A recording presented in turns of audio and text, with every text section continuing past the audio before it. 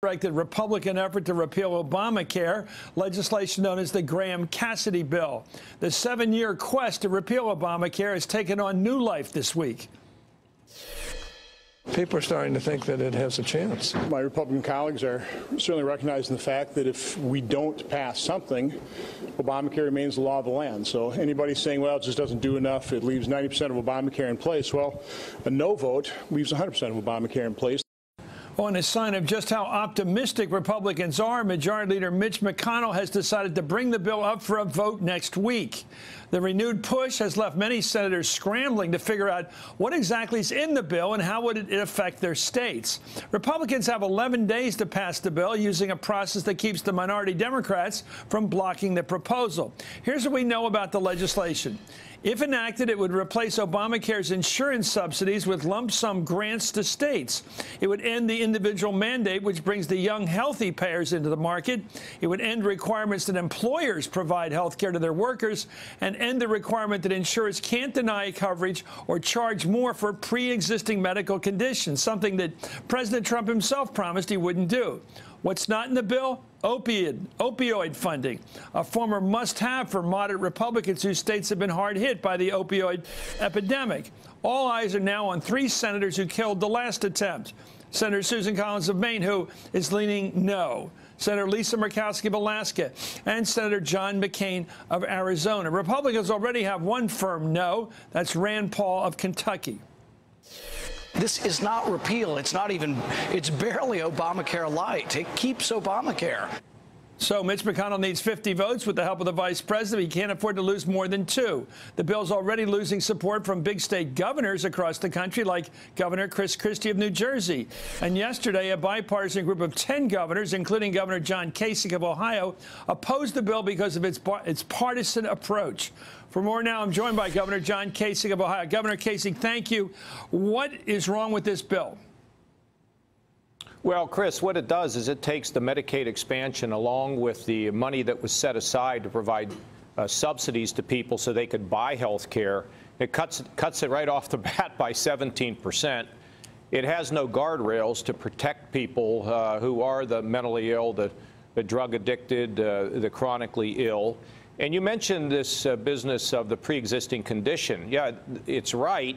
They cannot deny you coverage for pre-existing conditions, but they can charge you what they want. So if the cost becomes unaffordable, it doesn't matter what they say. So, Chris, look, Hickenlooper, the Democrat governor of Colorado, myself, Brian Sandoval, who's the head of the National Governors Association, we came up with a proposal to stabilize the insurance market. It's bipartisan. It started to gain some ground, or the notion that we could do this in a bipartisan way, stabilize the insurance markets and deal with Medicaid later. Then all of a sudden, that kind of got snuffed out. And so now we have this bill. We won't have a Congressional Budget Office score. We won't know what the damage of it is. But if you're cutting stuff that much, then, you know, it's clear that there are going to be losses for people. And that's what I'm worried about. The bill doesn't affect me. I'm only governor for another, I don't know, 15 months or whatever. But into the future, it could have a dramatic impact on people. And it's not just about numbers, it's about people. Well, where do you think that we're going to end up on health care? Because some of the Democrats, of course, Bernie Sanders from Vermont, who almost won the nomination of the Democratic Party last time, is pushing a single payer. He's basically pushing a Medicare for all, he calls it. That's sort of on the progressive or left side. And the Republicans, where is the hard left side? I can accept that. Where is the Republican? Where's the centrist Republican vote? What do you want? Do you want health care? Do you want a national health care system, sort of like the one for the Heritage Foundation, which Obama created, or nothing? Yeah, no. What I want, Chris, is I want to have an exchange where people can go and buy insurance, that we have a system that allows them to get some subsidies so they can afford that coverage.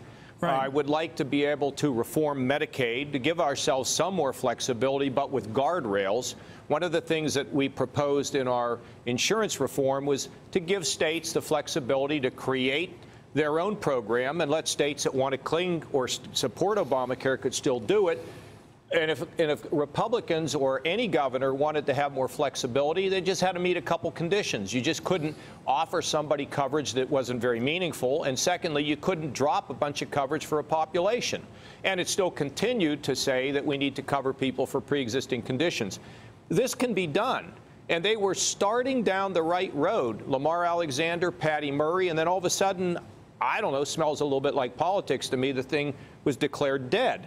But, Chris, we're in a ping pong match. You know, you and I work together on Capitol Hill. Nothing can be sustained that is just one party. So the Democrats pass Obamacare, no Republicans, knock the ball over. Then the Republicans knock the ball over. It's going to be like a ping pong match. And you know who loses in a ping pong match? The public. I can't figure out what you've said that, and I understand that. But here, before we had Obamacare, we had nothing.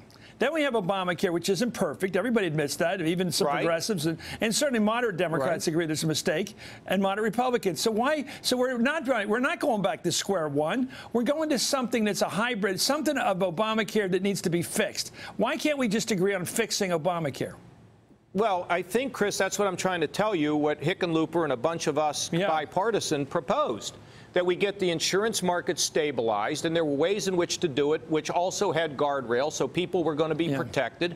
And then we were going to turn to Medicaid and a fundamental reform of health care, and also Medicare and Social Security, because these entitlements have to be brought under control. So, you know, look, my sense is that Obamacare was very flawed. But there's ways to fix it if we do it together. You remember when we wrote the welfare reform bill, it was a give and take. And the welfare reform bill that passed in, I don't know what year it was, 96, 97, it's still in place. Needs reformed, but still in place.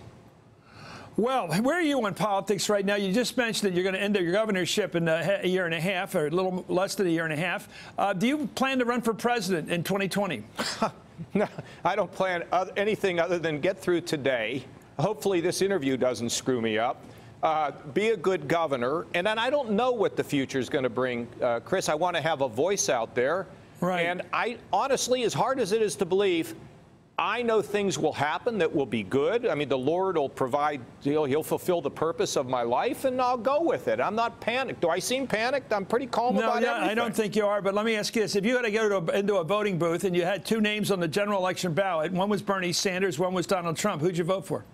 I'm not voting for Bernie Sanders. He's hard left, and I don't have. That's not a choice I have to face at this point.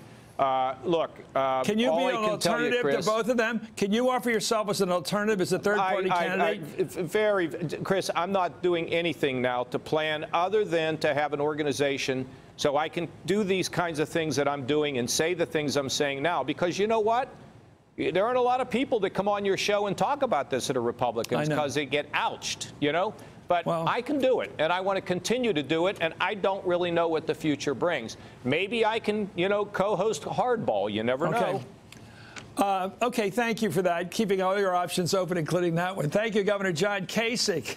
Up next, Chris, President Trump's top aides are... Hey there, I'm Chris Hayes from MSNBC. Thanks for watching MSNBC on YouTube. If you want to keep up to date with the videos we're putting out, you can click subscribe just below me, or click over on this list to see lots of other great videos.